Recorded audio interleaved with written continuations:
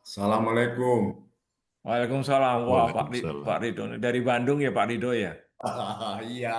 Alhamdulillah. Waduh, Alhamdulillah. jauh banget bisa ketemu di sini. Ini ada Pak Kristanto Iya. Santoso ini juga, dia dari Bandung juga nih. Iya. Waduh, Selamat datang. Selamat malam di Jakarta. Waduh, Pak Kris. Ya, tuh Kris sudah datang. Halo, Morgi Bung Ridho. Iya. Wah, ini kan apa? Portugal banyak, moga-moga. Ini ada Bu Nani dari Taruhan Negara. Oke. Iya. Ini Dr. Agustan nggak salah dari Jepang nih ya, Pak Agustan dari Jepang ya? Ya, Prof, dari Jepang, Prof. Wah, Udah pukul 22 malam. Waduh. Malam. Pak, mau 2 jam ya. Ini dari BRIN ini Pak Sahrul Aminullah dari BRIN ya Pak ya? Oh, apa kabar Pak Sahrul? Bapak dari BRIN Pak Sahrul? Mungkin masih di mute kayaknya. Selamat malam Bapak-bapak semua. Wah, Bu Nani. Wah, Bu Nani, apa kabar nih? Mau ikut tangan Sukawruh ini Bapak-bapak. Aduh, jangan. Kita saling belajar. Amin. Iya. Terima kasih nih.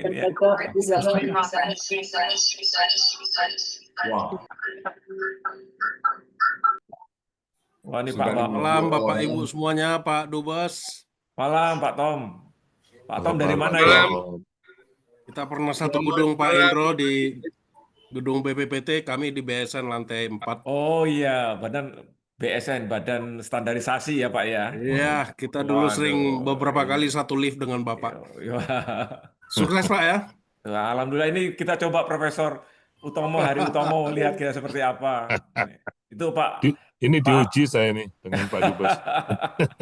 Ini Pak Bambang Guritno ini dari Persatuan Insinyur Indonesia nih Pak Bambang. Malam Pak Dubes. Malam. Ini mohon maaf nih Pak Ekas karena malam nih. Luar biasa. Nggak bisa pakai dasi. Ini hukumnya. Wah, ini Pak Sahrul dari BRIN ya Pak Sahrul. Apa kabar? Izin Bapak Dubes. Monggo. Kita sudah jam 9.02 atau jam 8.02 waktu Indonesia Barat. Mohon izin acara segera kita mulai. Sudah hadir di sini paling tidak sekitar 59, mungkin akan bertambah lagi. Bismillahirrahmanirrahim. Assalamualaikum warahmatullahi wabarakatuh. Salam sejahtera, namo buddhaya. Selamat pagi untuk waktu Washington DC di Amerika. Selamat pagi Prof. Heri. Dan selamat malam untuk Bapak Ibu semua yang berada di Indonesia dan dimanapun berada. Perkenalkan, nama saya Danang Budi Santoso, Atas Pertanian KBRI Washington DC. Merupakan kehormatan bagi saya untuk menyambut momentum atau dimulainya webinar ini dengan judul Unlocking Rice Hidden Power, A Path Toward Health Transformation. Atas nama Kedutaan Besar Republik Indonesia, Malam Mas Peri. Washington DC, kami mengucapkan selamat bergabung. Acara ini ditujukan untuk mempertemukan para tokoh terbuka di berbagai bidang sains dan inovasi untuk mengeksplorasi bagaimana terobosan dalam penelitian beras yang dapat berkontribusi pada pemenuhan gizi yang lebih baik dalam rangka menjaga ketahanan pangan global dan peningkatan hasil kesehatan. Kami sangat terhormat hadir di sini Yang Mulia Profesor Dr. Insinyur Dwi Suryo Indroyono Susilo, Duta Besar Republik Indonesia untuk Amerika Serikat yang akan memberikan sambutan, dan setelah sambutan beliau akan kita dengarkan paparan dari Profesor Heri S. Utomo, Profesor dari Louisiana State University, yang karyanya sangat inovatif dalam penelitian beras berprotein tinggi dan rendah glikemik, yang telah mendapatkan international recognition atas potensinya untuk mengubah persepsi dunia tentang beras sebagai makanan sehat, dan dilanjutkan dengan sesi tanya-jawab. Sebelum kita mulai acara ini, mari kita luangkan waktu sejenak untuk mendengarkan dan menyanyikan bersama lagu kebangsaan Indonesia Raya. Kami mohon teman-teman di bagian IT bisa memulai untuk menyanyikan lagu Indonesia Raya.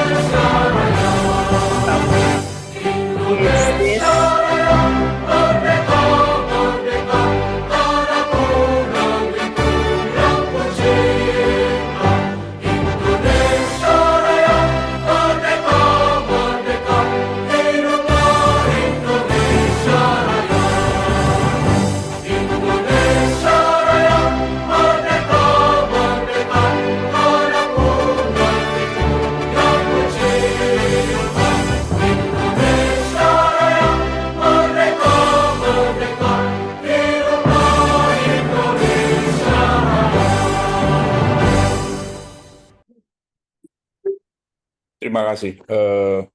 Bapak Ibu yang terhormat, merupakan kehormatan bagi saya untuk memperkenalkan secara singkat profil dari Yang Mulia Profesor Dr. Insinyur Dwi Suryo Indroyono Susilo, Duta Besar RI untuk Amerika Serikat. Duta Besar Susilo merupakan seorang akademisi terkemuka dan merupakan pejabat senior di pemerintahan dengan karir yang luas di bidang kelautan, pengelolaan sumber daya alam, dan teknologi remote sensing. Beliau meraih gelar PhD dalam geological remote sensing dari University of Iowa dan gelar Master of Science dari penginderaan jarak jauh untuk sumber daya alam di University of Michigan. Sebelum diangkat sebagai duta besar, beliau menjabat sebagai Menteri Koordinator Bidang Kemaritiman, kemudian menjadi Direktur di organisasi FAO, serta Kepala Badan Penelitian Kelautan dan Perikanan di Kementerian Kelautan dan Perikanan. Beliau telah menulis sebanyak 90 publikasi ilmiah dan menerima gelar tertinggi penghargaan Bintang Mahaputra Pratama dan Bintang Jasa Utama. Sekilas profil dan CV beliau, mari kita dengarkan selanjutnya sambutan dari Yang Mulia Duta Besar Republik Indonesia untuk Amerika Serikat, Bapak Duta Besar Indroyono Susilo. Silakan, waktu dan tempat. Baik.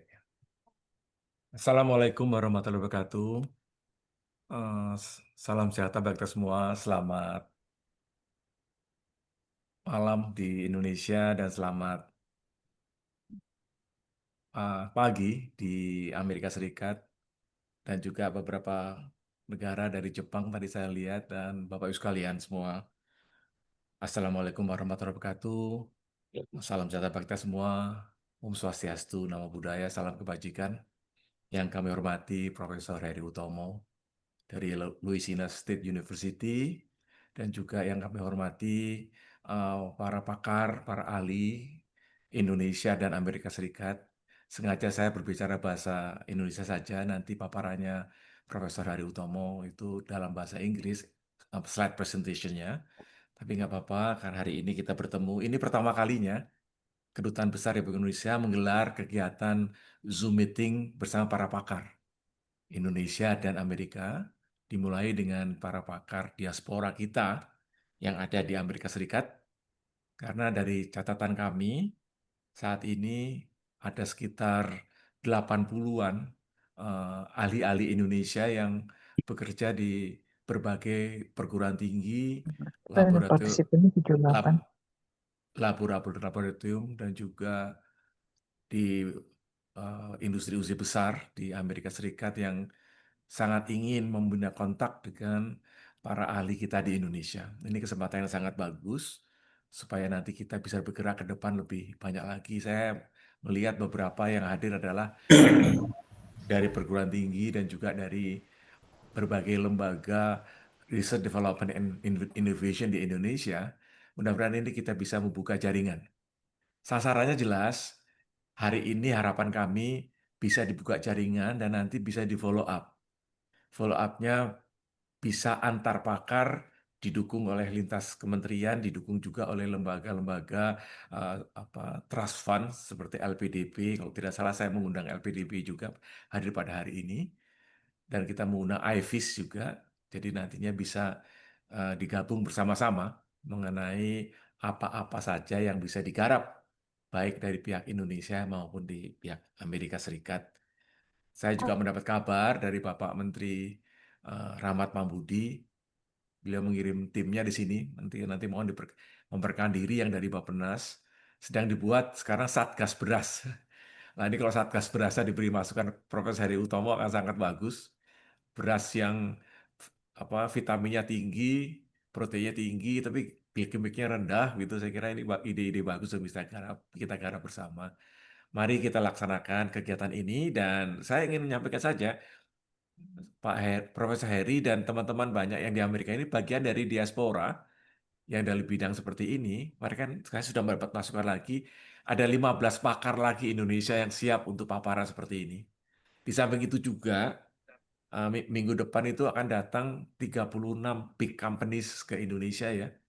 Ada yang dari Apple, dari IBM, dari Boeing, dan dari Exxon, dan juga dari Chevron. Mereka saya sampaikan mengenai ide ini, mereka menyampaikan kami juga akan ikut paparan berbagai teknologi dari industri-industri Amerika tadi. Jadi link ini akan kita garap semaksimal mungkin. Mari menambah ilmu iya, tapi mengembangkan sains teknologi antara kedua negara itu juga akan sangat-sangat bagus. Harapan kami nanti kalau nanti ada investasi di Indonesia untuk berbagai bidang, harapannya dukungan sains dan teknologi itu bisa diberikan baik oleh ahli-ahli Amerika sendiri maupun oleh ahli-ahli kita juga. Jadi ini bersama-sama lah kita mengembangkan program ini bersama. Demikian saya kira Pak Dr. Danang atas pertanian yang telah memberi kesempatan saya untuk memberikan sedikit sambutan. Dan saya mau terima kasih juga Profesor Rani atas pendidikan kebudayaan. Prof. Rani ini kita pertama kali ya. Nanti beliau akan sering macam-macam yang akan digarap oleh beliau. Seperti ini. Yang kedua juga tadi kita Zoom meeting. Yang ketiga kita mengadakan kampanye menyumbangkan buku-buku ahli Indonesia ke Library Congress begitu. Seberapa banyak. Kemudian juga kita ada masalah-masalah kebudayaan yang kita garap juga. Kemudian juga arahan Bapak Presiden kaitannya dengan STEM, Science, Technology, Innovation, and Math. Kita akan garap nantinya berikutnya adalah bagaimana kita mengadakan perkaitannya dengan carbon trading, masalah climate change. Jadi hal seperti inilah mudah-mudahan kita bisa mengembangkannya ke depan dan kita manfaatkan saja wahana ini. Terima kasih atas perhatiannya. Terima kasih sekali lagi ke Profesor Heri Utomo. Wassalamualaikum warahmatullahi wabarakatuh. Om Santi Santi Santi Om. Terima kasih Bapak Dubes. Doanya saya aminkan, izin Bapak. Saya belum dokter Pak, I'm still doing my PhD. Terima kasih, izin Bapak Dubes. Kebetulan di sini juga kami melihat ada Bapak Wardiman, mantan Mendikbud. Saya lihat tadi sempat. Selamat malam, Profesor Wardiman. Beliau adalah dulu terkenal dengan link and match ya, begitu ya. Nah ini link and match antara apa yang di university dengan apa yang di industri. Mungkin sekarang ini kesempatan kita implementasikan link and match-nya. Terima kasih Pak Wardiman bisa hadir. Terima kasih Pak Dubes atas dan pencerahan yang mungkin mendorong kita untuk webinar antara para industri diaspora kita, akademisi juga. Kami lanjutkan paparan singkat pembicara kita, Profesor Heri S. Utomo.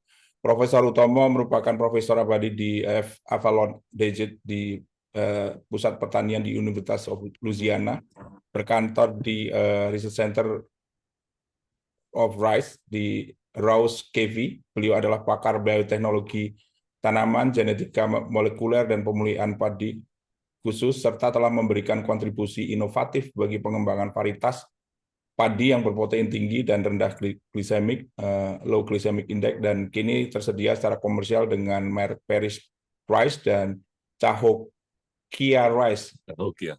Wrong, Pak. Prof.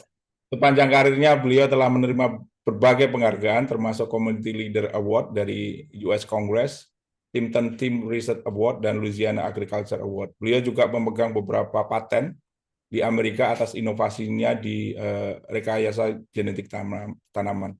Di luar kegiatan akademis, beliau juga berkecimpung sebagai tokoh terkemuka di komunitas diaspora Indonesia dunia, sebagai presiden jaringan Indonesia United Diaspora, dan memberikan dukungan konsultasi ilmiah kepada pemerintah Indonesia, terutama untuk inisiatif food estate dan pendidikan. Selanjutnya, mari kita sambut paparan Profesor Utomo. Kita berikan waktu kurang lebih 30 menit, Prof. Bisa? Silakan, Prof. Terima kasih, Pak Danang. Assalamualaikum warahmatullahi wabarakatuh. Salam sejahtera bagi kita semua. Om Swastiastu, Namo Buddhaya, salam kebajikan. Yang saya hormati, yang saya muliakan, Bapak Dubes, His Excellency Bapak Indriyono Susilo. Kepada semua jajaran pejabat KBRI Washington DC yang saya muliakan, Pak Danang yang setiap hari hampir komunikasi dengan saya terakhir ini, juga Profesor Rani, terima kasih yang sudah memfasilitasi pertemuan kita ini sehingga menjadi program yang bisa ditayangkan hari ini. Hadirin sekalian yang saya muliakan dan yang berbahagia, selamat pagi dari Louisiana, selamat malam di Jakarta, dan selamat malam di Jepang ya. Tadi saya lihat begitu. Hari ini adalah hari yang kehormatan buat saya karena saya diundang oleh Bapak Dubes untuk bisa mempresentasikan beberapa pemikiran dan program-program yang saya lakukan di Amerika Serikat. Jadi setiap kali saya berasosiasi dengan beras, dengan Indonesia, selalu saja bilang kita belum swasembada. Gimana caranya swasembada? Dan seterusnya, dan seterusnya. Jadi ya saya hanya perlu mengingatkan aja berdasarkan kepada pengalaman yang saya lihat di sini sehari-hari. Amerika memang pengekspor segala macam komoditas seperti kedelai, jagung, gandum, dan lain-lain. Jadi memang tanahnya sangat luas dan cocok untuk komoditas-komoditas itu.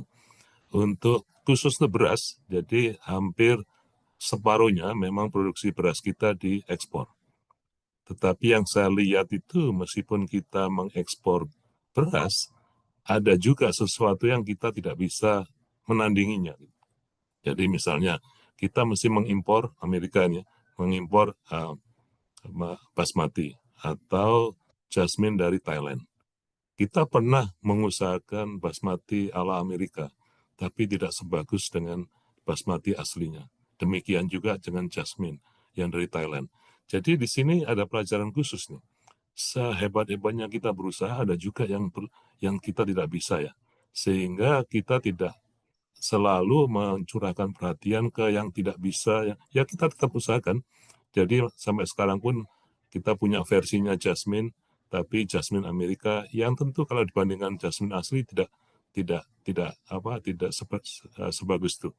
Terus kemudian timbul marketnya juga yang diantaranya itu. Jadi kira-kira gitu. Cuma pesan saya, jadi kalau kita ini merasa tidak bisa swasembada penuh, jadi kita mesti mencoba untuk ekspor juga. Jadi apa-apa yang kita bisa lakukan sesuai dengan kondisi kita yang unggul ya, dibandingkan dengan produk-produk yang lain. Jadi Amerika juga gitu, jadi nggak bisa menandingi basmati, ya kita harus ekspor besar-besaran, sehingga hasilnya itu berimbang gitu, atau malah menguntungkan, kira-kira gitu. Jadi gimana kita bisa menyaingi? Karena nggak bisa. Kadang-kadang karena tanaman, apapun namanya, bukan hanya beras saja, misalnya yang sangat mudah itu contoh dari perusahaan wine, anggur ya, yang menggunakan grip anggurnya dari Prancis untuk bisa menghasilkan wine seperti Prancis yang ditanam di California. Barangnya sama, ditanam di California, ditanam di situ tidak bisa menghasilkan wine yang sama. Jadi di situ letaknya kenapa kok kita hampir suatu saat harus juga give up untuk usaha itu, tapi lebih ke fokus kepada keunggulan kita. Itu belajar dari sini. Sehingga kayak misalnya kenapa Thailand nggak bisa kita saingi, karena mungkin kombinasi tanah, iklim, dan segala macam air dan ekosistemnya, karena tanaman itu kan berkomunikasi dengan alam ternyata. Jadi itu yang kita tidak bisa juga menyaingi. Jadi ekspresi dari rasa, konsistensi segala macam itu ada hubungannya dengan komunikasi dengan alam yang kadang-kadang kita tidak di luar kontrol kita. Kira-kira gitu. Oke, saya tidak lama-lama, kebanyakan juga ngomong di sini. Baik, akan saya mulai presentasi saya. Mohon maaf, saya menggunakan bahasa Indonesia karena saya pikir delivery-nya lebih baik bahasa Indonesia.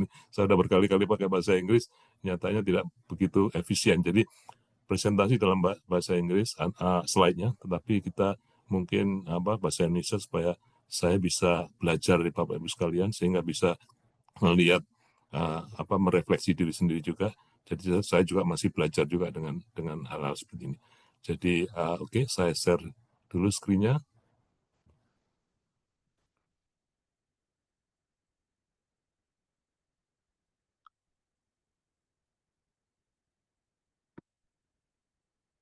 Oke, jadi title-nya Unlocking Rice Hidden Power, A Path to World Health Transformation. Jadi dari judulnya saya kira saya berusaha untuk sangat spesifik. Jadi dengan beberapa keberhasilan yang sudah saya capai di sini dan sudah juga di-accept oleh konsumer, maka saya akan melanjutkan dalam bentuk yang kombinasi yang lebih kompleks lagi, sehingga nanti bisa memberikan pathway ya, menuju kepada transformasi kesehatan dunia.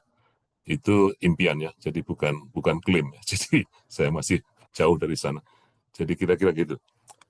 Jadi mari hari ini kita lihat bahwa padi itu bukan hanya, atau beras gitu ya, bukan hanya sebagai makanan pokok, tetapi juga sebagai kekuatan tersembunyi yang mungkin luar biasa untuk dapat mengubah kesehatan dunia. Jadi dari sisi nutrisi kita bisa memberikan kira-kira gambaran bahwa karena beras itu menopang kehidupan sehari-hari lebih dari separuh penduduk dunia. Sekarang dunia penduduknya sekitar 8,3 miliar. Jadi sekitar 45 miliar itu konsumen beras. Jadi Bapak Ibu sekalian bisa bayangkan, kalau kita bisa merubah sedikit aja kualitasnya, pengaruhnya itu benar-benar impactful ya. Miliaran orang akan terpengaruh. Dan ini merupakan hidden potensial yang harus kita manfaatkan. Kedua juga untuk pencegahan penyakit itu juga cukup ada prospek ya. Jadi seperti mengurangi diabetes, mengurangi penyakit jantung insidennya, kemudian mengurangi malnutrisi. Jadi itu semua adalah prospek yang sangat luar biasa. Kalau Bapak Ibu sekalian di Indonesia juga ingin melakukan ini, kesempatan nggak ada bedanya dengan kita-kita yang ada di Amerika. Jadi tidak peduli Bapak di Blitar, di Tulungagung, di Semarang, Bapak Ibu bisa melakukan apa aja yang Bapak anggap luar biasa yang bisa menyumbangkan ke dunia. Itu mari kita lakukan. Jadi seperti yang saya katakan tadi, kita nggak hanya mengeluh kita ini masih belum swaswada. Kalau kita bisa mengekspor juga, maka kita secara ekonomi balance dengan ekspor dan impor kita kan. Jadi dengan begitu kita membantu negara kita dengan baik dan tentunya juga membawa rezeki yang lumayan bagi para pelakunya gitu, kira-kira gitu. Jadi itu yang menjadi sorotan. Kemudian yang lebih penting lagi, beras itu diaktivisasi oleh kelompok bawah ya, arti masyarakat bawah yang sangat susah untuk dijangkau kebijakan pemerintah. Jadi seandainya kita bisa memberikan peluang ekonomi yang lebih baik pada petani-petani kecil kita, itu berarti secara otomatis kita membantu petani kita untuk bisa mandiri dan otomatis bisa membantu pemerintah untuk mengentaskan kekurangan atau ke ekonomi kondisi yang tidak begitu bagus untuk di kelas petani ya. Jadi ini juga Mohon maaf, misi-misi. Prof. Heri, ini slide-nya nggak jalan ya? Belum. Oh, belum. Oke, Ini baru pengantarnya. Oke, Tapi akan maaf. segera selesai nih dalam waktu 1 menit nih. Hampir nih. Mohon sabar. Oke, saya teruskan ya. Jadi kira-kira gitu sebagai latar belakang. Nah, sekarang langsung aja kita slide kedua. Jadi beras atau padi itu bermula dari humble beginning. Ya. Jadi sangat-sangat humble. Tapi dia memberikan memegang kekuatan yang mungkin extraordinary. Jadi power that if unlocked could transform the health of the world. Jadi ini sesuatu yang sangat powerful. Jadi ini saya menengok kembali aja cepet-cepetan ini ancestry lainnya dari modern rice. Itu ya dari berbagai kombinasi, ada segala macam tetuanya, kemudian menjadi indica, terus ke japonica, ada juga yang Australian, dan beberapa yang lain. Yang paling utama sekarang adalah indica dan japonica. Kalau indica itu sebagian besar Indonesia dan IRI, kemudian japonica itu sebagian besar di Amerika Serikat dan yang di California terutama. Jadi ini humble beginning-nya. Jadi kalau kita balik itu nggak jauh-jauh sih, cuman 9.000 tahun yang lalu itu mulainya ya. Jadi dari budidaya yang ala kadarnya di sungai Yangtze di Cina, itu ya mungkin saya bayangkan aja nih, nggak pernah ada saksi ya, kira-kira aja. Jadi bermula pada butiran yang mala yang sedikit aja, tapi mungkin enak ya. Jadi ini sehingga kemudian tertarik dan dibudidayakan tanpa ada pengetahuan apapun. Jadi hanya sekedar nanam balik, tanam lagi. Tapi lama-lama tentu sebagai manusia kita tanpa pengetahuan pun tahu juga mana yang baik, mana yang buruk kan. Jadi kita seleksi atau kita ambil, ini karena agak bagus ya bentuknya atau mungkin jumlahnya lebih banyak ditanam. Kemudian baru pada sekitar tahun 1800-an, kira-kira 1800-an ke atas mulai ada pemikiran mengenai unsur-unsur genetik, Mendel dan seterusnya, kemudian Darwin dan lain-lain. Dan itu memberikan pandangan yang lain, bahwa ternyata kita tidak bisa hanya melihat luarnya aja, kita harus melihat dalamnya. Dan mulailah ada teori, tes, dan seterusnya. Jadi kemudian puncaknya pada Norman Borlaug yang melahirkan Green Revolution sekitar tahun 60-an, maka yield-nya itu, produksinya itu meledak. Dari rata-rata 1,2 atau kurang dari itu, kemudian meningkat menjadi 2, 3, dan seterusnya. Karena perubahan genetik atau seleksi yang lebih efisien, karena kita mulai tahu unsur-unsur genetiknya. Nah, dari situ kemudian menjadilah berbagai kemajuan-kemajuan yang luar biasa, sehingga kita masih mampu menopang yang penduduk kita yang 8,3 miliar tadi. Dan katanya Elon Musk, ini masih kurang nih. Kita harus banyak lagi penduduk kita. Kalau dulu kita ketakutan, mampu nggak kita memberikan nafkah pada penduduk yang demikian besarnya. Tapi ternyata bisa. Ini berkat dari bagaimana kita mensiasati pangan. Oke. Jadi ini ilustrasi cepet-cepetan aja. Ini yang sebelah kiri itu saya ambil lukisan aja dari Bali, mengingatkan kita cara cocok tanam kita seperti itu. Kemudian sekarang udah sangat berbeda, menggunakan mesin-mesin. Bahkan ini di Amerika yang saya berikan contoh karena saya tahu di sini. Jadi menggunakan alat-alat dan juga semuanya permesinan. Kadang-kadang mesinnya pun nggak ada supirnya.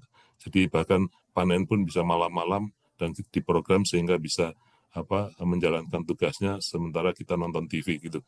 Jadi sampai segitu besarnya dan tentunya di balik itu juga produksinya meningkat banget. Jadi setiap tahun kita mengalami peningkatan ini, setiap tahun kita merilis varietas baru yang kenaikan ada selalu meningkat produksinya.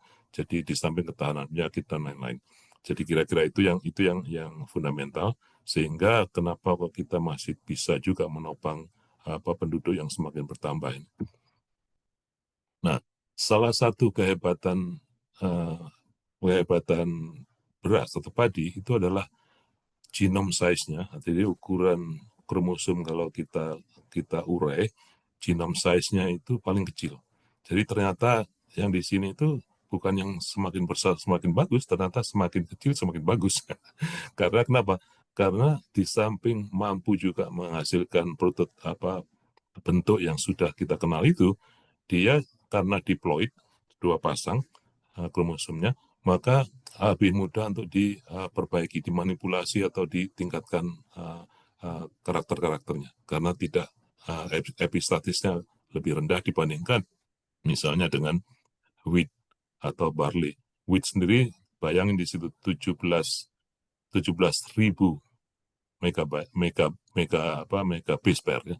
Jadi berapa kali rice itu sekitar hampir 35 besarnya dibandingkan dengan 35 kali lipat dari padi. Jadi ini berkah. Jadi saya kira ini berkah.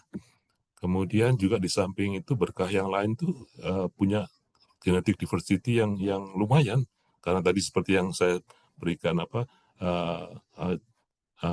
lineage-nya tadi itu menghasilkan banyak sekali lokal-lokal yang beda-beda, yang tahan ini tahan itu. Nah ini sebenarnya kesempatan Indonesia kan banyak sekali perbedaan lingkungan, isolasinya karena gunung, karena tempatnya, sehingga terjadilah berbagai diversity itu, dan itu perlu diambil balik lagi, dan kita punya alatnya sekarang seperti marker assisted selection atau genome wide selection segala macam. Nah itu GWAS. Jadi itu alat-alat yang bisa kita pakai dengan cepat, kita merecover sesuatu yang selama ini tidak atau ketinggalan pada waktu kita membudidayakan atau proses budidaya kita. Jadi dengan begitu kita bisa menengok balik, mengambilnya kembali, dan tetap mempertahankan produksi-produksi atau karakteristik yang memang sudah terbukti kita senangi dan masyarakat menyenanginya, yaitu di pasar. Jadi itu adalah satu kehebatannya beras atau padi. Kemudian juga memerlukan platform untuk yang bagus untuk functional food. Ini kesempatan sekarang karena pengetahuan kita mengenai kualitas, nutrisi, kebutuhan tubuh, kemudian faktor-faktor analisisnya itu semua memungkinkan untuk membuat beras sebagai functional food. Artinya bukan hanya kalori intake saja, tapi juga banyak hal yang bisa kita titipkan di sana. Memang kita nggak akan mengubah beras menjadi kedelai, jangan. Itu tugasnya kedelai ya mendeliver protein dan lain-lain yang lebih tinggi, beras ya mendeliver karbohidrat yang baik, karena nanti akan kita diskusikan karbohidrat yang tidak baik. Jadi kemudian plus yang lain-lain sehingga menambah nilai nutrisi dari beras itu sendiri. Itu jadi maka platformnya namanya functional food di sana. Tanyakan apa hubungannya dengan mungkin menghindari penyakit, menahan penyakit, mengurangi insiden dan seterusnya. Jadi functional food, tidak hanya untuk kalori aja. Kemudian tadi seperti yang saya sampaikan adalah memberi sumber makan bagi hampir separuh penduduk dunia. Jadi ini merupakan scalable vehicle. Jadi motor yang bisa kita langsung instan ya, scalable menjadi seluruh nasional, seluruh dunia dan seterusnya untuk global health intervention seperti yang saya sarankan tadi. Oke. Kemudian seperti yang sudah saya katakan tadi adalah memberikan bahan makan untuk lebih dari separuhnya, kemudian merupakan sumber dari 20% dari global caloric intake dunia, kemudian tentu produsen paling utama, pemakai paling utama yaitu China, India, dan Indonesia. Jadi kita ada di dalam peta itu. Ini harus kita manfaatkan dengan segala macam kreativitas kita. Makanya saya di sini tidak menggurui, saya mengajar, saya juga belajar di sini juga. Jadi kalau teman-teman punya ide-ide, saya sangat senang bisa kita tindak lanjuti seperti pesannya Pak Dubes tadi. Jadi kita follow up, jangan hanya Omdo aja di sini. saya jadi teringat terus dengan Omdonya. Jadi kita usahakan yang memang kita sedang usahakan. Kemudian jadi sama prinsipnya. Jadi apa-apa yang kita bisa delivery di sana yang misalnya resistant starch, alpha oryzanol, iron, zinc, dan vitamin A atau yang lain-lain, itu juga akan membantu mengubah beban kesehatan dunia. Jadi beras ini itu tidak hanya memberikan nutrisi, tetapi juga buat tubuh, tapi juga untuk future humanity. Karena generasi yang berikutnya itu kalau kita bisa menyediakan beras yang sehat, maka mereka lebih sehat, lebih produktif, dan lebih menjadi generasi yang lebih produktif dari kita. Kira-kira gitu. Jadi ini saya ilustrasikan aja, pengetahuan kita mengenai nutrisi sudah sangat kompleks. Bapak Ibu sekalian silakan melihatnya dengan detail, pilih yang mana yang bagus, pilih mana yang bisa diimprove, kemudian Bapak Ibu tonjolkan, bisa di-market, dan bisa mengubah berbagai hal untuk kebaikan bersama. Jadi di sini pada bagian saya ingin berkonsentrasi pada protein, tentunya udah bisa dengan yang low GI tadi, kemudian akan saya coba tingkatkan resistance starch-nya, kemudian kandungan alfa horizontal. Jadi masih terbuka, iron, vitamin E, segala macam yang Bapak Ibu sekalian bisa berpartisipasi di sana. Jadi yang saya lihat sekarang, jadi beras itu lebih kepada tidak hanya cukup makan aja, kurang kalau gitu aja. Itu nggak asik kalau cuma gitu. Jadi dia harus juga menjadi alat untuk memprevent hal-hal yang tidak baik bagi kesehatan kita. Jadi ada hal-hal yang bagus di beras, ada hal yang tidak bagus di beras. Yang tidak bagus kita kurangi, kita eliminate, yang potensi yang lain bagus kita tonjolkan. Itu filosofi saya. Jadi saya konsentrasi ke resistant starch karena itu akan bagus untuk pencernaan kita, bisa mengurangi inflammation dan lain-lain. Kemudian low GI otomatis sudah sangat langsung membantu para penderita diabetes untuk bisa menikmati nasi yang dikukus, yang hangat, bukan nasi alternatif. Jadi ini benar-benar nasi seperti yang kita selalu ingat waktu kecil kita makan. Jadi nggak ada perubahan apapun. Dan ini merupakan solusi dari beberapa problem dunia, saya kira nanti akan kita bahas. Kemudian tentunya dengan high protein rice cultivar yang sudah kita rilis, itu mendeliver 6 gram protein per cup. Jadi cupnya per cup, kalau makan 3 kali sehari 18 gram, kalau saya lihat di Peru itu 1 kali makan itu 3 cup. Bayangin, berarti ya banyak sih, makanya banyak diabetes. Makanya kita ada program ke sana untuk bisa menangani itu. Jadi 18 gram per sekali makan. Kebutuhan kita itu orang dewasa antara 50-60 gram. Jadi ini sudah cukup untuk mereka tanpa harus ada asupan protein yang lain. Ibu-ibu kebutuhan proteinnya lebih rendah, jadi saya kira akan dekat-dekat dengan daily allowance para ibu-ibu. Jadi ini juga sesuatu yang mengembirakan. Yang perlu saya tingkatkan sekarang itu adalah horizontal, karena ada hubungannya dengan LDL, menurunkan kolesterol dan seterusnya. Dan ini yang akan kita improve sehingga lagi-lagi lebih dari nutrisi, tapi juga membantu mengerem atau menghindari beberapa penyakit-penyakit yang menjadi beban dunia.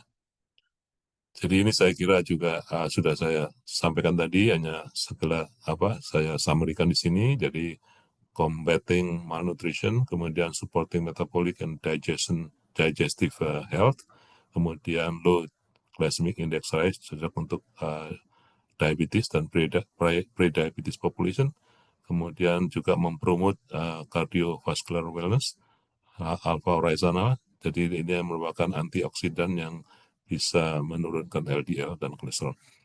Tentunya misi sosialnya itu adalah reaching out to vulnerable population. Jadi ini misalnya untuk ibu-ibu yang hamil, anak-anak yang masih balita, atau orang-orang tua kita, orang-orang yang sudah tua yang memerlukan profil nutrisi yang agak berbeda. Jadi ini juga bagian yang kita pikirkan. Kemudian juga tentunya low cost health intervention ya, karena rice kan relatif murah dibandingkan dengan kalau kita harus beli insulin, harus beli obat-obatan dan seterusnya. Jadi ini merupakan saving, bukan hanya kita aja, Departemen Kesehatan, Kementerian Kesehatan juga akan mendapatkan keberuntungan di sini. Jadi saya punya waktu berapa nih? Sisanya Pak Danang, jangan sampai saya kebablasan juga. Masih, kira-kira masih ada berapa slide, Prof? Separuhnya. Ada berapa menit? Ini kira-kira masih kurang 5 menit lagi. Wow, oke. Ngebut nih berarti. Oke. Jadi ini izin Pak, 9.55 masih nggak apa-apa, jam 10 aman Pak. Aman? Ya, aman. Oh, oke. Waduh, terima kasih banget ya. Kebablasan saya kalau ngomong.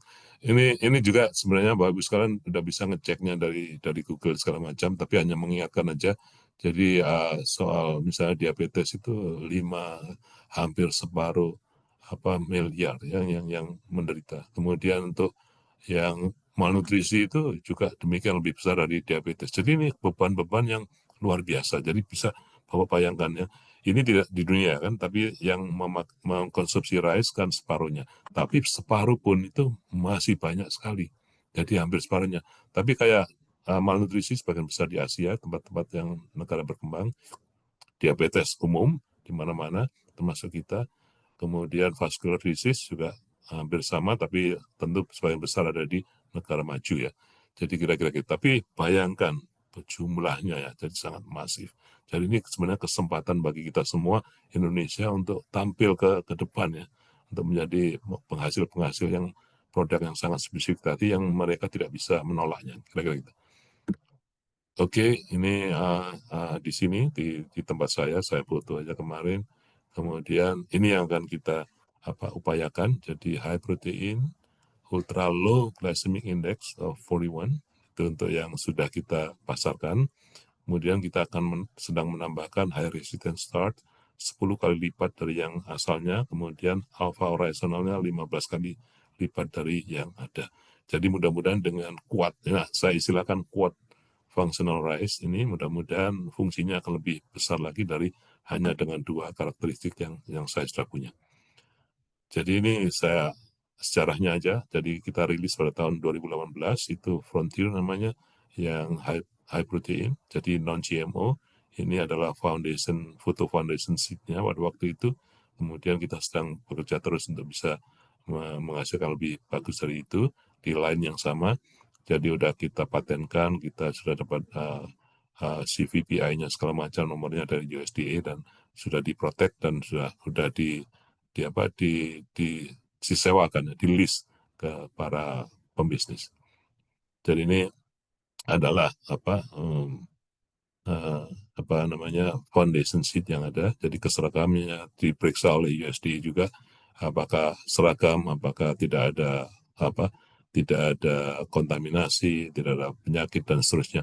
Jadi itu harus semuanya seragam dan kalau nggak bisa lolos dari pemeriksaan. Jadi hanya satu varietas dikelola secara terpisah. Jadi kemurniannya terjamin dan memang kalau kita mau mengekspor juga sama seperti itu. Tapi jangan kita ekspor untuk konsumsi di dalam Amerika Serikat pun memerlukan standar yang sama. Jadi nggak ada bedanya. Kita udah lalu itu semua, jadi siap ekspor. Berapapun jumlahnya, tinggal beritahu aja kapan maunya. Jangan tiba-tiba, karena cuma bisa tanam 1 kali setahun, dan itu tanamnya bulan April sampai Mei. Jadi setelah itu ya nggak bisa lagi produksi karena hanya sekali setahun. Jadi kalau mau ada permintaan ekspor ya kita harus rencanakan di depan, kemudian sepakat berapa maunya, sehingga nanti produser kita bisa memproduksinya sesuai dengan permintaan. Jadi ini scalable juga. Jadi ini diciptakan untuk bisa adaptasi dengan kondisi dan juga tata cara memproduksinya. Jadi kalau kita misalnya ada pesanan tiba-tiba banyak gitu, jadi kita bisa mengerahkan berbagai grower ya. Tinggal hanya mereka tidak perlu adaptasi lagi karena caranya sama, cara pembukanya sama, cara menyemprot hamanya sama, semuanya sama. Jadi dengan begitu memang siap untuk di skill up. Ini lowest GI-nya 41, ini dari human trial, dari yang dilakukan oleh laboratori yang sangat ternama di Kanada, independen, tidak di Amerika, supaya bisa bebas objektif. Jadi ini hasil dari mereka 41. Kita tahu untuk menjadi syarat low GI itu 55 ke bawah. Ini 41, jadi ya katanya extra low atau sebangsa itu 41. Tapi yang jelas di bawah, yang batas bawah dari yang dikatakan rendah GI. Dan ini sangat membahagiakan karena juga sangat bagus untuk para diabetes. Itu yang bisa dimanfaatkan di Amerika di sini. Tapi protein itu adalah menjadi secondary jadinya, karena mereka tidak perlu banyak tidak memerlukan lagi. Jadi sumber protein lain itu banyak banget. Tapi dengan low GI itu menjadikan daya tarik dan sekarang udah sangat digemari mereka. Jadi kalau low GI itu maksudnya adalah waktu kita digest, waktu kita makan, di perut kita itu tidak cepat di breakdown, tidak cepat di metabolite, dipecah-pecah menjadi nutrisi untuk badan kita. Dan biasanya setelah karbohidrat itu dipecah, jadilah blood glucose ya. Jadi masuk ke darah dalam bentuk glukos.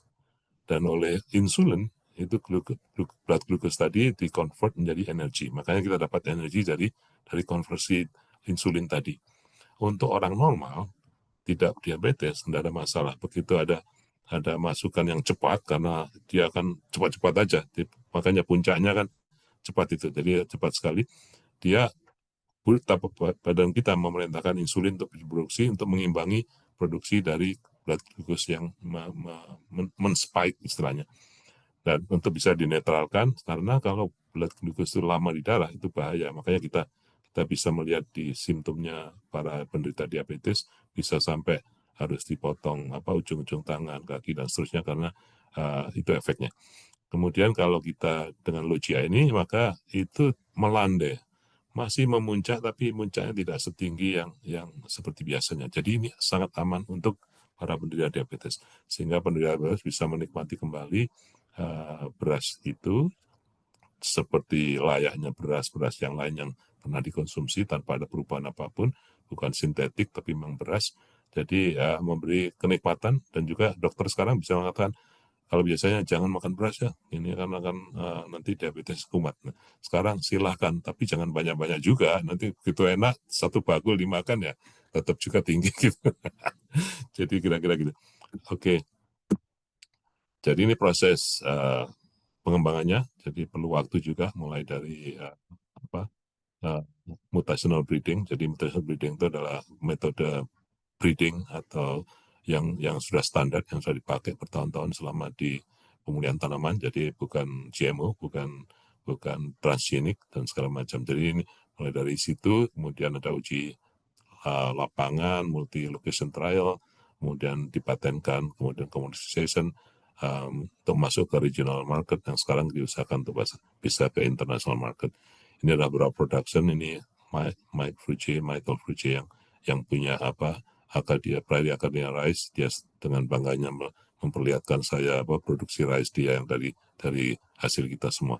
Jadi senang juga melihat petani yang bangga, jadi kita pun juga senang ini. Jadi kalau dilihat lebih detail, jadi bentuknya pun tidak ada bedanya seperti yang lain, standar American rice, long grain, jadi more protein 53%, kemudian low GI index, tentunya diproduksi di Amerika dengan cara yang bersih, airnya dari air tanah, dan bisa dilihat di website mereka bagaimana. Jadi mereka selalu menunjukkan waktu tanam, waktu panen, waktu segala macam supaya memberi kredibilitas yang benar. Dan itu sama juga dengan beras kita, putih, bagus warnanya. Ini bukan makanan Indonesia nih, makanan Louisiana. Jadi mirip-mirip dengan punya kita, jadi sangat bagus. Dan adaptasinya dengan marketnya juga sangat bagus, acceptability-nya sangat luar biasa. Ini juga dua hal tadi seperti yang sudah disinggung, jadi ada dua brand, Cahokia sama Paris Rice. Ini kalau dilihat di website mereka, kalau mau lihat di mana toko-toko atau grocery yang ada yang menjual ini, itu ada 1.600-an lebih di sekitar Amerika Selatan dan Utara. Kita masih berusaha untuk California, padahal California kan kantongnya yang banyak sekali orang-orang Asia dan Meksiko kan, yang konsumen beras yang paling luar biasa, termasuk New York belum. Jadi ini yang sedang diusahakan. Nah ini yang kembali ke usaha yang selanjutnya, itu tahap berikutnya yang quart rice tadi. Jadi saya tunjukkan tadi itu sengaja bahwa lab saya juga nggak hebat-hebat banget. Jadi saya kira lab saya sama dengan lab yang ada di Indonesia. Coba saya balikin lagi. Previous, oke. Jadi Ibu sekalian pasti punya itu PCR, kemudian protein analyzer-nya dan seterusnya. Jadi saya sengaja sederhana sini supaya di Indonesia pun sebenarnya bisa dilakukan dengan mudah. Jadi ya kita nggak canggih-canggih amat.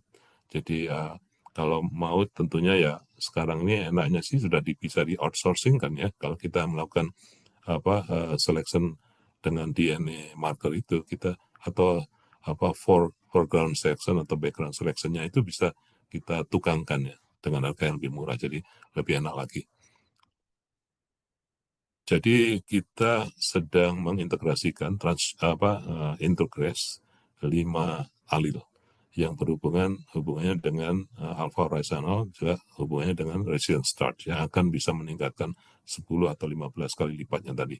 Jadi GBS S1 dan seterusnya itu hubungannya dengan residence start, kemudian 2 yang terakhir itu hubungannya dengan horizontal. Ini kita sedang backcross-kan. Jadi dengan cepat kemudian menggunakan marker seleksinya itu untuk bisa pinpoint. Jadi kita bisa mengetrack di mana gene kita itu masuk apa enggak. Jadi dan juga bisa melakukan background selection juga berdasarkan marker GWAS-nya. Jadi genome wide selection-nya. Jadi dengan begitu bisa recovery. Kita maunya seperti Frontier, seperti Cahokia atau Paris Rise, tapi dengan tambahan 2 hal ini. Jadi kita nggak mau mengubah karena masyarakat udah senang dengan itu. Jadi kita usahakan itu tetap kayak gitu dengan tambahan yang 2 tadi. Jadi itu kira-kira yang ingin kita targetkan. Kembali mengulang itu aja lagi. Jadi ini target-target yang kita inginkan. Jadi ini semua adalah untuk membantu mengatasi triple burden yang saya istilahkan triple 3 masalah utama dunia: malnutrisi, diabetes, protein defisiensi, dan 4 cardio metabolic disorder. Jadi kira-kira itu yang mau kita attack globally. Jadi ini dia yang kita ingin konsentrasikan. Jadi membantu mengatasi beneran mungkin susah banget, tapi membantu mengurangi diabetes, mengurangi protein defisiensi atau malnutrition baik di level mana aja. Kemudian cardio metabolic disorder-nya bisa kita bantu. Jadi kira-kira gitu. Bahkan bantunya itu preventif, jadi juga gitu. Jadi yang belum terjadi tidak terjadi gitu. Kalau enggak akan terjadi. Jadi di samping yang terjadi kita juga bisa bantu, yang sebelumnya kita bisa bantu hanya dengan makan nasi yang enak itu. Jadi bayangin kan nggak ada penalti di sana, nggak ada yang harus dikorbankan. Biasanya kalau makannya sehat tuh rasanya nggak enak, nggak bagus, nggak suka. Jadi, nah ini kita usahakan tidak ada perubahan tingkat kesukaannya. Jadi sehingga kita tuh ya senang, happy, pesta, tapi dengan efek yang lebih baik pada tubuh kita jangka panjangnya. Oke, ternyata saya bisa nge-put juga ini. Jadi mungkin lebih banyak bisa kita diskusi. Saya senang sekali. Ini saya memberitahukan terima kasih saya kepada para pendukung saya di lab. Jadi ini adalah beberapa research dan juga student worker yang bantu saya selama ini. Jadi tanpa bantuan mereka, saya kira semua yang saya sampaikan tidak mungkin tercapai.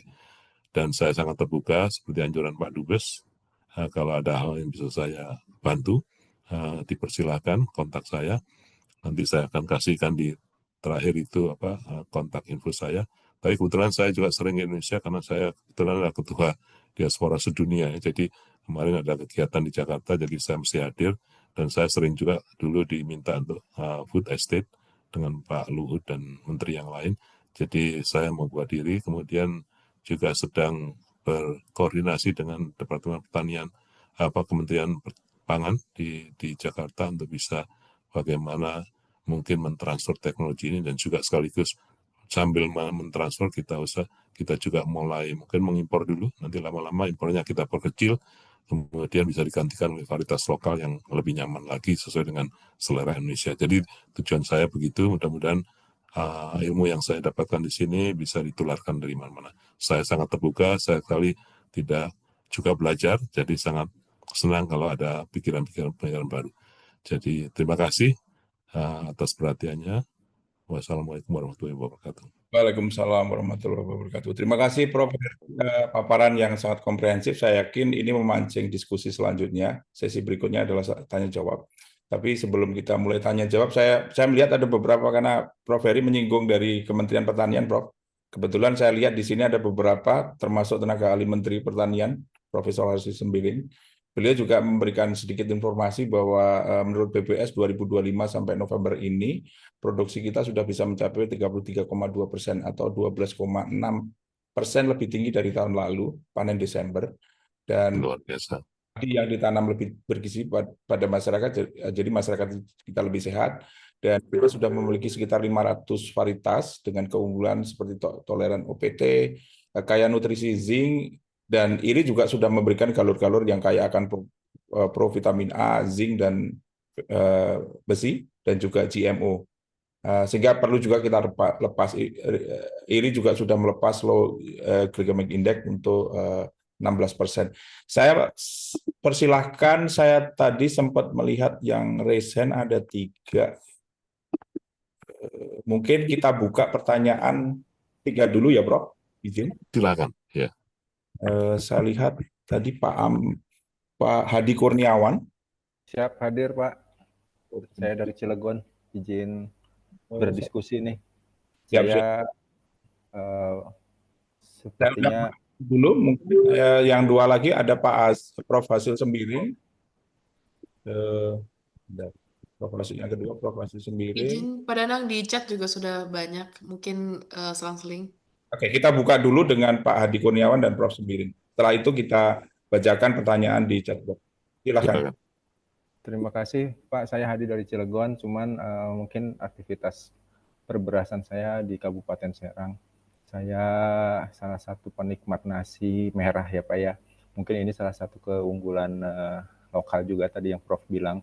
Kita fokus ke unggulan lokal karena beras merah sendiri mengandung mungkin ada flavonoid yang bisa menjadi anti kanker segala macam. Nah, bisakah ada kemungkinan untuk mengkombinasikan apa yang beras yang sudah ditemukan sama Profesor untuk bisa didatangkan ke Indonesia mungkin untuk bisa diperbanyak dengan petani. Saya juga berhubungan dengan beberapa petani sehingga bisa menjadikan ini jadi suatu plasma nutfah yang baru kan karena introduksi dari luar. Nah, itu yang pertama. Yang kedua mungkin dari segi ketahanan pangannya di perbatasan Banten dan Jawa Barat kita punya suatu kampung yang punya ketahanan pangan. Dia punya stok sampai 90 tahun padi, dan itu menjadi sesuatu yang bisa kita tiru untuk ketahanan pangan secara nasional. Karena selama ini Bulog menyetoknya itu yang saya tahu sebagai beras, bukan sebagai gabah. Kita tuh pernah punya panutan Menteri Pertanian Dunia mungkin ya, yaitu Nabi Yusuf yang bisa memberi makan seluruh dunia ketika saat 7 tahun paceklik gitu kan. Ini bisa kita tiru, ini tidak ada lagi Nabi Yusuf yang bisa kita jadikan panutan untuk ketahanan pangan. Iya, karena tidak ada lagi tuh ketahanan pangan yang seperti yang dicontohkan oleh Nabi Yusuf Sallallahu Alaihi Wasallam. Seperti itu Pak, mungkin itu bisa menjadi diskusi kita. Terima kasih. Assalamualaikum warahmatullahi wabarakatuh. Waalaikumsalam. Jadi singkat aja. Jadi itu memungkinkan Pak Hadi. Jadi ya kita terbuka. Tentunya nanti ada hal-hal tertentu yang kita bicarakan dengan institusi ya. Karena kan saya juga terikat di sini sebagai LSU ya, profesor. Jadi ada beberapa hal yang mungkin perlu kita sepakati bersama. Secara umum, ya itu yang mestinya kita lakukan seperti itu supaya bermanfaat lebih luas ya. Kemudian juga kalau ada informasi yang bagus, kita juga punya di sini namanya purple rice. Jadi hampir sama aja. Ya sudah dipasarkan juga, tapi kurang kayaknya, animonya kurang banyak. Jadi mungkin di tempat lain akan bagus ya. Jadi hanya sekedar info aja. Jadi ya Pak Hadi, tentunya lebih banyak kita diskusikan lebih detailnya kalau memang kita menuju ke sana. Mohon berkabar kalau ke Indonesia, Prof, bisa diskusi mungkin. Siap. Oke, ya benar. Nanti saya kasih kontak info ya, jangan segan-segan juga. Saya ini melayani seluruh diaspora itu kadang-kadang banyak juga seliweran WhatsApp, tapi ya itu kan sudah dijanjikan kan, jadi ya saya nggak mengeluh juga. Jadi kalau misalnya pingin menghubungi saya kapan saja silakan ya. Kadang-kadang malam ya kalau saya nggak bisa bangun ya besok paginya saya lihat. Jadi bukan hal yang baru, saya menerima pesan-pesan itu, jadi silakan memakainya aja kesempatan itu untuk bisa komunikasi, jangan ragu-ragu. Nanti KBRI yang akan membagikan slide-nya sehingga ada kontak saya di bawah ya. Jadi silakan pakai WA atau pakai email atau silakan WA mungkin lebih gampang ya. Jadi karena Ya. Indonesia biasanya kayak gitu modelnya. Jadi ya kira-kira gitu. Oke Pak Adi, makasih ya. Terima kasih, Prof. Prof, terima kasih Pak Adi. Untuk selanjutnya kami persilakan Prof. Hasil Sembiring dari Iya, tenaga Kementerian Pertanian. Silakan Prof.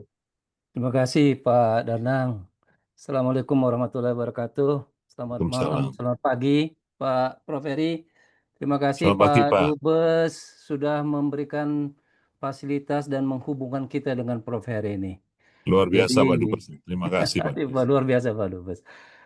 Pak Menteri memerintahkan saya untuk ikut gabung ini. Jadi, satu, saya bangga Prof Heri, Bapak bisa membanggakan kita semua ya, orang Indonesia. Orang Indonesia itu nggak bodoh-bodoh amat juga kalau menurut saya jadinya kan. Kalau sudah Tidak ada yang tempatnya bodoh Pak. bagus. Orangnya pintar-pintar.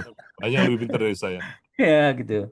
Terus Nah, terang aja. yang kedua, nambahkan tadi yang disampaikan Pak Danang, memang tadi angka BPS beberapa hari yang lalu sudah keluar ya. Jadi saya pikir kita mudah-mudahan kita bisalah untuk paling tidak kalau swasembada sih cukup ya. Cuman masalahnya di kita itu kan distribusi dan sebagainya itu juga menjadi isu besar ya karena kita negara kepulauan. Pak Prof Heri, bagus sekali saya kira teknologinya dan saya kira kita memang sudah juga mengarah ke sana. Dulu kita Pak Prof Heri ada namanya Balai Besar Padi ya. Balai Besar Penelitian Padi di bawah Kementerian Pertanian yang sudah melepas hampir 300-an, 400. Sekarang kan ada 500-an paritas kita itu. Mungkin 300, 400 kita lepas kerjasama dengan IRI tentunya sebagai teman dekat kita gitu ya. Nah, tapi yang belum ada yang dari kaya protein seperti yang Bapak ini kan ya, Bapak hasilkan. Saya kira kita perlu ya ke depan dan tadi dengan keterbukaan Bapak saya kira Kemtan sekarang juga sudah agak dibolehkan ini untuk meneliti sekarang namanya Badan BRMP, Badan Rekayasa Modernisasi Pertanian yang agak sedikit boleh meneliti sekarang. Kalau dulu hanya BRIN yang boleh. Kalau dulu hanya BRIN kan. Jadi saya lihat juga Pak Aminullah di sini. Tentunya dengan BRIN juga Pak. Jadi kami dulu juga sebenarnya punya BB Padi maupun BB Biogen ya. Jadi kalau bisa nanti sharing-sharing ininya teknik maupun parentnya tentunya dengan itu haki-haki ya saya kira bisa dibicarakan saya kira. Iya. Itu sangat senang Pak. Kita Jadi akan sehingga follow regulation masing-masing, menghormati masing-masing dan kita usahakan dengan semangat kerjasama itu yang paling penting. Jadi yang jelas semangatnya ada, nanti tentu akan liku-likunya ya kita usahakan gitu sepenuhnya sehingga terjadi. Sama dengan impor tadi nggak akan mudah juga, liku-likunya banyak. Tapi ya kita coba karena semangat kita adalah untuk kebaikan bersama. Gitu. Ya, setuju Pak Prof. Jadi kita juga begitu dengan IRI saja tidak mudah gitu ya. Jadi kita nanti saya kira ini suatu sources genetik yang sangat bagus dan bisa kita perbanyak galur-galur maupun varietas-varietas kita yang lebih bernutrisi gitu ya. Betul. Karena sekarang kami juga di sini sudah, tapi itu GMO ya. Yang GMO itu yang provitamin A, high zinc, high E itu. Tapi kalau bisa sebenarnya yang tidak GMO akan lebih baik ya, karena challenge-nya akan lebih kecil. Nah, pertanyaan saya Pak Prof Heri ya, kalau tadi proteinnya naik, itu produktivitasnya seperti apa Pak? Apakah ada kompensasi di produktivitas? Terima kasih. Saya nggak tahu itu kompensasi atau kebetulan aja begitu ya. Jadi literatur mengatakan ada kompensasi. Tapi kok saya sendiri nggak begitu yakin kalau sekarang, karena ada perubahan sedikit dalam hal yield, dalam hal produksi. Tapi produksi ini berfluktuasi juga dari tahun ke tahun beda. Jadi mirip juga akhirnya. Jadi data jangka panjangnya mirip. Jadi nggak ada penalti atau apapun. Kemudian yang kedua yang buat saya juga terheran, itu di literatur kan bilang kalau itu proteinnya tinggi, trait-nya itu, karakternya itu sangat sensitif terhadap pemupukan, terhadap lingkungan, dan seterusnya. Tapi yang ini agak tidak sensitif. Jadi kita udah tanam di beberapa tempat di Amerika sendiri, di Louisiana di selatan, di atasnya lagi di Illinois, dekatnya Chicago situ, tapi yang masih bisa tanam padi karena nggak terlalu dingin, perbatasan. Kemudian kita juga kirimkan ke nursery site-nya di Puerto Rico. Kalau kita pas bulan fall gini nggak bisa tanam-tanam kan, jadi kita tanam di tempat tropis yang masih teritori Amerika. Jadi kita nggak perlu izin-izinan, kita hanya naik pesawat aja di dekat-dekat Karibian sana, di dekat Khatulistiwa. Itu pun proteinnya nggak berubah. Jadi saya pikir berarti ini memang ya lebih stabil. Jadi kadang-kadang kalau kita terlalu banyak memperhatikan literatur itu kita pesimis kan, orang-orang aja dulu waktu teman-teman saya waktu saya mulainya, ngapain sih kalau kayak gitu, itu kan susah banget gitu. Ngapain kamu cari perkara ya kadang-kadang itu kok kamu nggak pakai GMO aja, kita lebih gampang ya itu kan kalau yang cara lama itu kan sangat complicated lah, nggak ada kejelasan segala macam. Nah, ya ini semua dikatakan dalam bahasa Inggris ya. Jadi dia bilang, ya saya bilang, hold on, just give me a break. Let me try. I mean, I know it's hard, but if you are going to GMO, nobody will buy. Iya jelas, kalau sekarang ini, kalau waktu itu GMO nggak, jangankan dijual. Sekarang penelitian aja kita di discourage. Untuk beras ya, untuk kedelai ya boleh, untuk yang lain boleh. Jadi untuk kasus beras karena sentimen pasarnya itu begitu. Jadi kalau GMO otomatis sudah ditolak langsung baik di Amerika maupun di Eropa. Bahkan kita pernah kontaminasi sedikit aja kena penalti, kita harus bersihkan semua bahan penelitian kita itu supaya tidak ada kontaminasi. Meskipun sudah mengikuti peraturan USDA. Artinya isolasinya itu sekitar sepanjang lapangan sepak bola lah satu dengan lain. Itu pun ternyata alam ini memang ada aja caranya. Jadi somehow ya satu polennya cek datang ke situ, jadilah dia kontaminasi gitu. Padahal nggak ada salahnya kita ngikuti semua, tapi ada juga akhirnya kita didenda juga besar dendanya, jadi kita kapok. Kira-kira gitu. Oke. Thank you, Pak. Terima kasih. Terima kasih, Prof. Fazil. Izin saya petani Indonesia ingin kasih masukan. Silakan. Izin padi Indonesia ingin kasih masukan. Gini, Prof. Heri Utomo, nama saya Cuncun. Saya baru periksa, Ciherang kandungan proteinnya juga sekitar 10-11%, Prof. Mirip you punya kultivar varietas. Kalau soal indeks glikemik, itu guru saya hasil sembiring itu sudah tahu. Saya dari dulu tanam beras low GI. Ya, saya tanam cisokan itu low GI-nya sekitar 25, anak daru sekitar 20, situ Patenggang yang dari Jawa Barat itu sekitar 50. Problemnya jual beras low GI ini adalah bagaimana meyakinkan konsumen saya itu mau makan beras low GI ini. Jadi saya suruh mereka, satu piring nasi yang si Herang IR64 lu makan.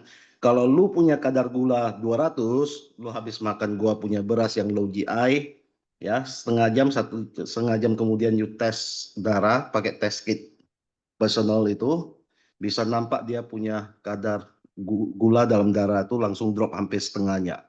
Nah itu yang bisa membuat konsumen membeli. Mahal pun 100.000 1 kilo. Dibeli mereka, tetapi problemnya nggak akan ada yang beli kalau 100.000. Oh, dibeli, Prof. Dibeli. Cuman udah, kalau gitu saya jual aja. Sekali panen 50 ton. Ya, penjualannya sebulan mau cari 1 ton, 2 ton susah karena harus mengedukasi konsumen. Daripada panjang-panjang ya. Jadi sebenarnya gampang aja. Anda itu ya ngomong aja sama Departemen Pertaniannya. Ini saya punya ini, silakan dites, di segala macam, dari kalau dapat disertifikasi. Loh, itu dari Kementerian Pertanian loh, Prof. Mereka yang ajarin saya, Prof. Itu hasil sembiring yang ajarin saya. Keluhannya, kok nggak bisa laku. Jadi ya mesti harus. Iya, sekarang tambah parah. Menteri yang sekarang gila, katanya beras adalah beras. Beras semua satu harga. Mau low GI, mau low goblok, satu harga betul. katanya. Nah betul, saya ya kan? Saya Aku nggak di Indonesia stres, aja. aku jadi petani padi stres. Pak Hasil Sembiring, tolong bilang sama Menteri Amran itu si Cuncun sudah stres itu, jerit-jerit dia. Mana begitu. beras adalah beras. Aduh. Izin Pak Cuncun. Oke, izin Pak Moderator kalau gitu. Ya, izin Kita kami. harus ada flowing ya, nggak boleh hanya sekedar Ini kan emosi, nggak boleh. Kita Tidak emosi, kita cuma stres saja tanam padi, tanam sampai gila Pak Heri Utomo. Kalau soal genome marking itu kita sudah lakukan sejak 10 tahun yang lalu, sudah lakukan di Indonesia, Inpari 31 sub 1. Itu kita sudah buat Ciherang yang tahan rendaman banjir. Pak Cuncun, ya, pertanyaannya mungkin bisa lebih detail Bapak kirim chat box atau nanti bisa di-share lewat. Kita hormati Pak. Pertanyaannya, saya sampai sekarang masih belum ngerti kultivar ini. Izin, kami lanjutkan untuk penanya di chat box. Beberapa sudah masuk, Prof. Heri. Silakan. Kami bacakan satu-satu. Ada satu lagi yang pertanyaan tadi dari Pak Haris Kurniawan kalau nggak salah. Itu beliau pecinta karbo, ada beberapa hal yang ditanyakan. Dari tekstur dan rasa, apakah ada perbedaan dengan beras umum di Indonesia? Karena dipatenkan untuk pengembangan komersial petani di Indonesia, apakah akan menjadi lebih mahal dibanding beras di Indonesia? Karena non-GMO, bagaimana memastikan reproducible kualitas produk yang dihasilkan yang bisa dilakukan oleh petani? Dari Pak Kristanto Santoso. Kebetulan Pak Kristanto tadi sudah live. Yang kedua, mungkin ini dari Mas Indra, saya kenal Mas Indra ini. Aris Oktarian menanyakan bagaimana mekanisme sertifikasi dan verifikasi GMO yang diterapkan oleh USDA di Amerika terhadap produk padi impor dari Indonesia. Kedua, apakah hasil rekayasa genetik GMO rice dari Indonesia telah memenuhi standar keamanan pangan dan lingkungan yang ditetapkan oleh FDA dan EPA di Amerika Serikat? Ini pertanyaan relate juga dengan kami yang di KBRI, promosi produk pertanian dengan atas perdagangan, izin Prof. Dan yang mungkin dari Mbak Junita Dwi Andini. Pak Heri, terima kasih atas sharing ilmunya. Oh, tadi udah saya bacakan. Ada dari Mbak Siti Nur Hidayah. Jika kami punya beras biofortifikasi, langkah-langkah apa yang perlu kami lakukan agar kami bisa tembus ke pasar ekspor? Apakah pihak Embassy menjembatinya? Terima kasih. Mungkin ini bisa kami jawab selanjutnya. Silakan kalau mau promosi hubungi juga di KBRI Washington DC karena biasanya kami ikut pameran. Iya, benar. Itu KBRI yang punya ranahnya itu. Salah satu pameran terbesarnya adalah New York Summer Fancy Food. Itu hampir 40.000 spektator dan ekshibitor. Nanti boleh dikirim produknya, atau sangat bagus juga kalau yang produsennya ikut datang ke sini, Prof. Karena kalau saya nggak bisa kita sendiri karena kita nggak punya produk knowledge untuk itu. Silakan Prof untuk pertanyaan yang sudah kami bacakan. Oke, baik. Yang akan saya jawab yang saya ingat, kalau saya lupa nanti minta tolong dikoreksi juga kalau saya kelewatan. Jadi pertama beras yang ada sekarang ini adalah memang ditumbuhkan, dibesarkan di Amerika dan tentu belum tahu nanti apa bisa ditumbuhkan di Indonesia karena beda climate, beda panjang hari, beda segala macam ya, jadi sangat beda. Bisa jadi bisa jadi enggak, hanya bisa kalau kita tes. Jadi kira-kira gitu. Nah, sama juga kita misalnya udah cocok dengan Puerto Rico, tapi ya kan tentu masing-masing lokasi itu sangat spesifik. Jadi ya, yang kita lihat hampir sama, tapi ternyata beda untuk misalnya tanahnya lah, jenisnya, segala macam, dan juga penyakitnya terutama. Jadi kira-kira gitu. Jadi jawaban saya ya mesti dites. Kemudian gimana masarkannya? Ya caranya yang pertama kalau bisa ya mengikuti selera konsumer. Jadi konsumer itu sukanya yang mana, itu yang kita satisfy dulu, sehingga dengan begitu trait-trait yang lain, karakter yang lain itu bisa mengikutinya. Jadi yang paling utama itu acceptability, market acceptability, itu yang kuncinya. Dan kalau soal GMO, seperti yang saya sampaikan, baik dari Indonesia maupun dari Amerika sendiri, tidak akan bisa masuk karena tidak bisa diizinkan oleh pengusaha ya, bukan kita, oleh pembeli, oleh brokernya. Itu nggak bisa karena mereka hubungannya dengan masyarakat pembelinya. Masyarakat pembelinya sementara ini sangat sensitif sekali dengan GMO. Jadi untuk beras yang dikonsumsi di Amerika itu memang tidak bisa kalau GMO, itu udah pasti. Jadi apapun dimanapun asalnya, jadi ya, makan kita sendiri seperti yang saya sampaikan tadi ya juga kita dikenai denda juga gitu loh waktu itu. Makanya kita juga berhenti untuk menguasakan di daerah itu, bukannya karena kita nggak lihat potensinya bagus banget, tapi kan consumer acceptability-nya masih sangat menolak ya untuk soal itu. Terus kemudian apalagi yang lain? Apalagi Pak Danang, kok saya kelupaan juga ini. Dari Mbak Siti Nur Hidayah. Ya. Rasanya saya kenal dengan Mbak Siti Nur Hidayah. Kami punya beras biofortifikasi langkah. Oh, biofortifikasi. Gimana caranya? Ya punya ya. Jadi Anda mesti bergandengan dengan industri. Contoh saya ya, beras saya ini juga di biofortifikasikan sekarang karena basicnya sama ya seperti yang saya terangkan tadi, GI sama low GI sama protein. Mereka itu menambahkan yang lain-lain, vitamin lah, mineral ini, iron segala macam itu dengan biofortifikasi yang nyata. Kalau kita ini biofortifikasi kan level gen kan, itu menghasilkan sendiri. Nah ini adalah cara lain yang bisa menambahkan tanpa mengurangi rasa. Itu ada company sendiri yang bisa berbuat seperti itu. Dan kita sedang bekerja sama dengan mereka juga. Sehingga nanti lebih kompleks. Jadi mineral-mineral yang kecil-kecil itu tidak menjadi masalah lagi. Karena dengan mudah bisa diintegrasikan, mereka punya teknologinya untuk memasukkan yang tentunya tidak di-disclose dengan kita ya. Jadi yang kelihatannya hasil akhirnya nggak ada bedanya dengan bentuknya. Kemudian kalau dites di rasa, tidak ada bentuknya, tidak ada bedanya. Ini luar biasa banget. Jadi ini salah satu cara untuk melengkapi itu. Mereka mau karena basicnya udah bagus. High protein sama low GI. Jadi mereka seneng banget. Ini kita bisa injeksi. Ini sedang terjadi. Jadi food science pun di LSU sedang kerjasama dengan saya untuk melihat segala macam itu. Semuanya itu termasuk horizontalnya itu mau diapakan. Gimana caranya. Jangan-jangan lebih mahal horizontalnya daripada berasnya sendiri nanti suatu saat kalau murni dan seterusnya. Jadi ini membuka berbagai hal yang kita.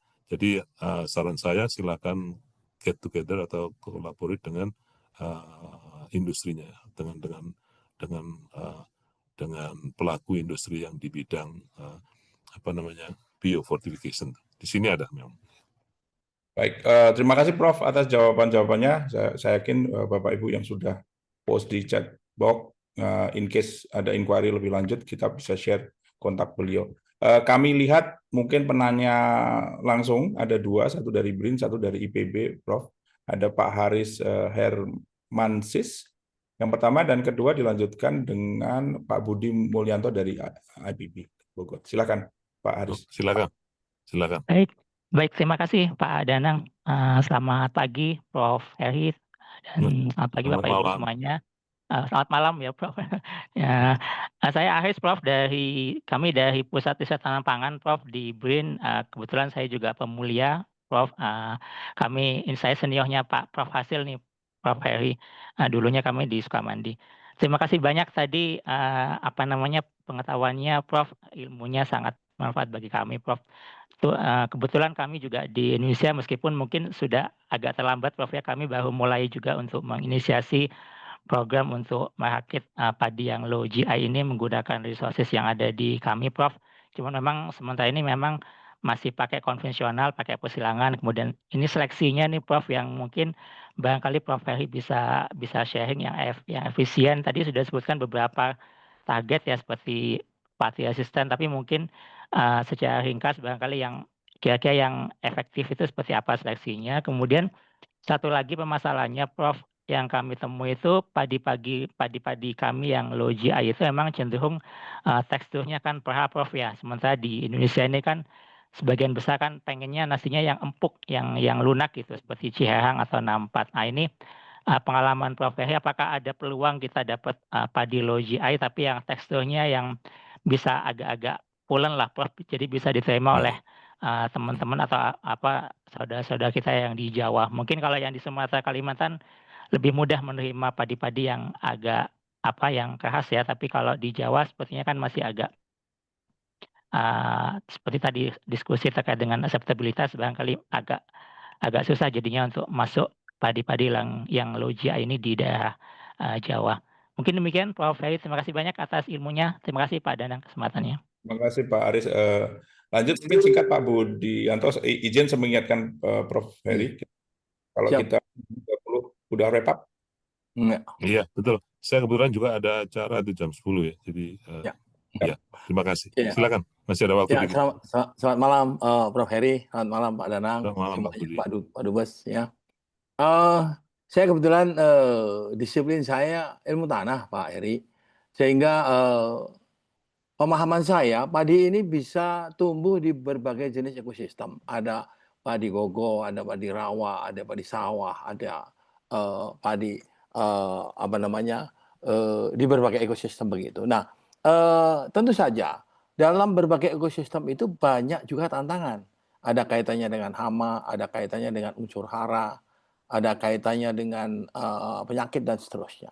Nah, pertanyaan pertama adalah padinya Pak Heri ini suitable dalam ekosistem yang mana? Itu nomor satu. Nomor dua, teknologi yang diintroduce oleh Prof. Heri ini kira-kira visible nggak untuk mengatasi berbagai challenge?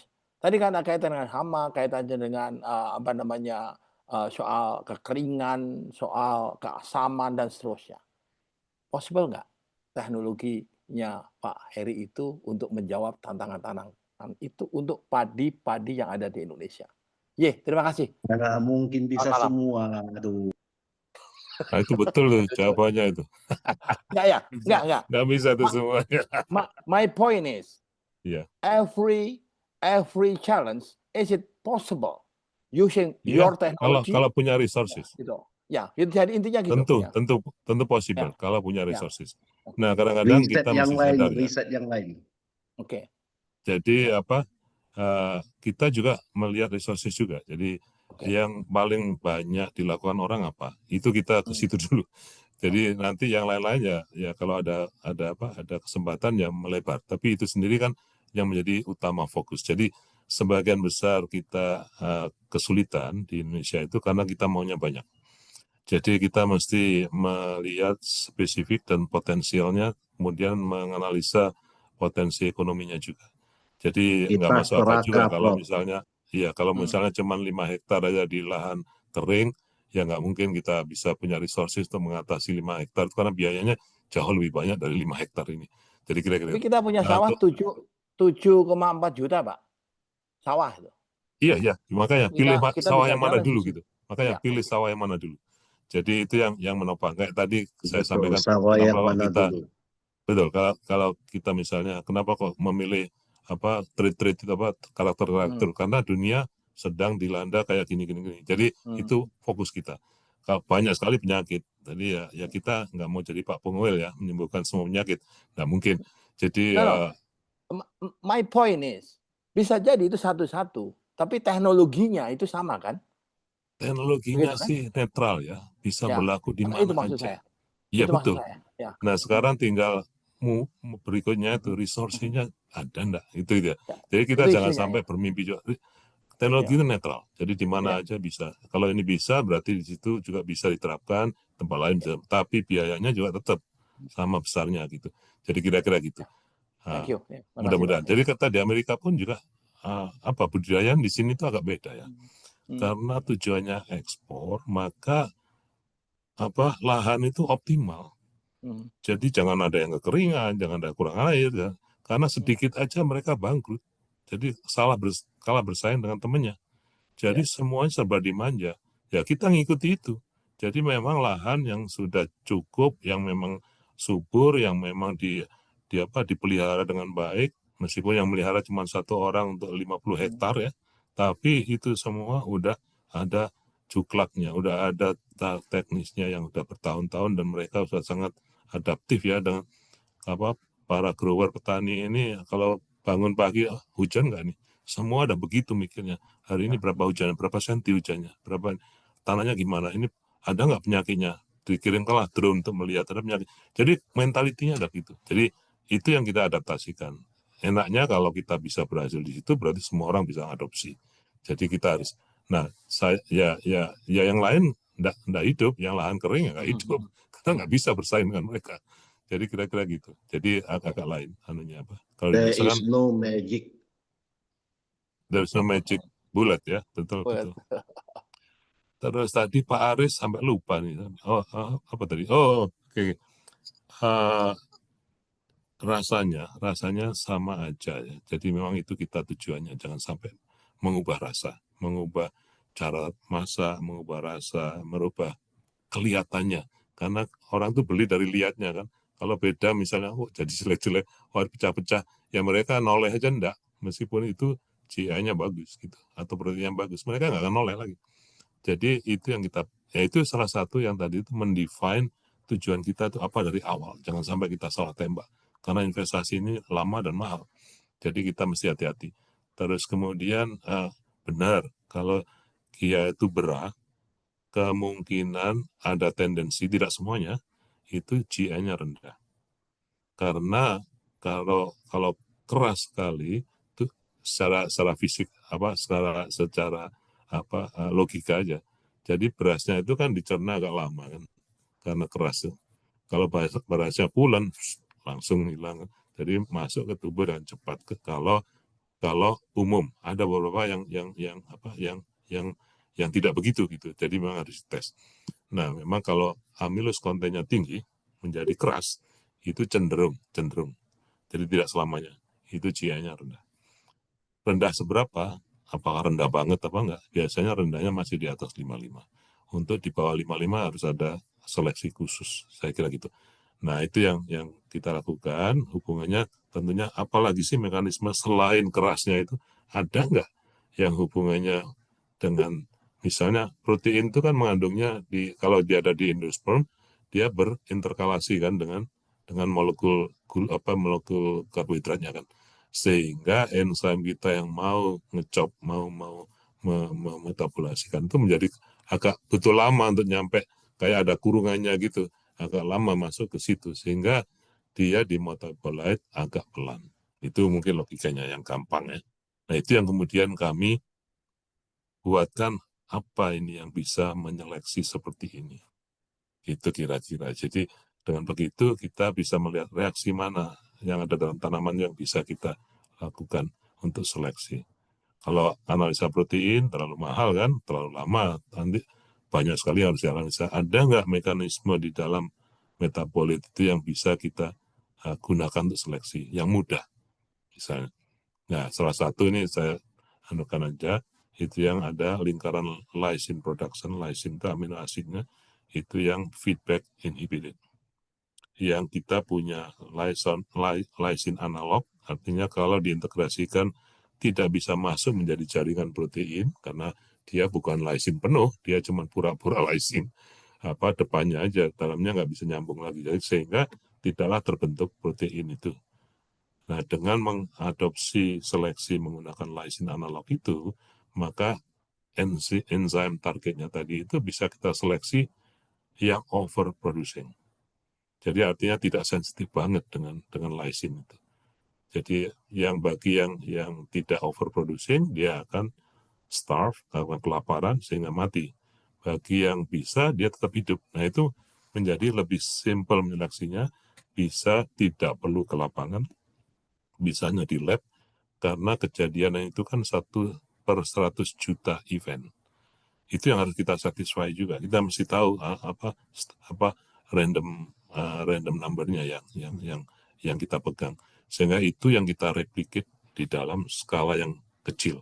Kalau skala besarnya ya berhektar-hektar, kita nggak mampu karena harus dipanen, dianalisa, dibersihkan, siapa yang mampu. Jadi kita carikan yang lebih miniaturnya, tapi tetap tepat pada sasaran. Itu saya kira info yang bisa saya sampaikan. Lebih dari itu masih didisclose. Baik, terima kasih banyak nih Prof. Paling tidak ada clue tadi yang bisa kami tangkap Prof. Terima kasih banyak Prof. Sip, itu dia. Boleh bertanya? Terima kasih Prof. Silakan. Heri, Bapak Ibu semua. Saya yakin tidak ada gading yang tak retak. Artinya Oke. ini Yes. pertama kami mengucapkan terima kasih yang besar kepada Bapak Dubes.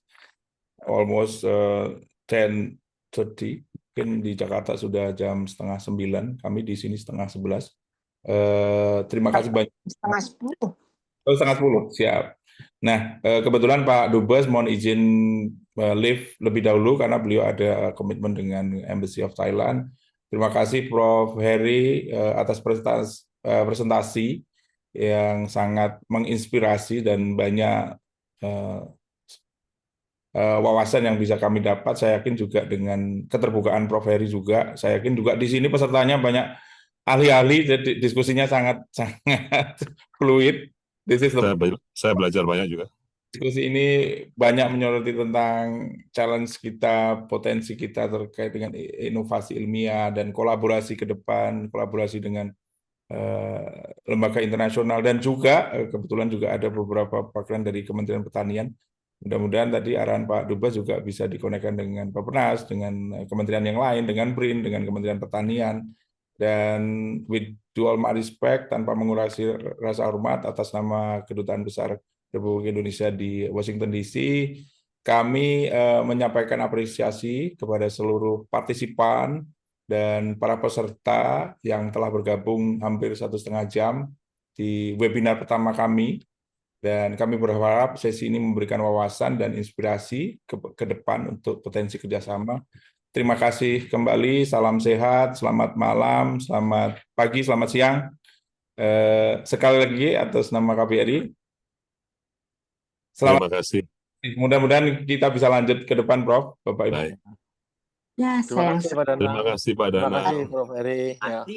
Terima kasih Prof. Heri, Pak Danang. Terima kasih. Para semua peserta yang saya hormati, saya senang sekali. Terima kasih. Terlalu singkat. Terima kasih Prof. Heri. Kita perlu jagongan semalam tuh kayaknya.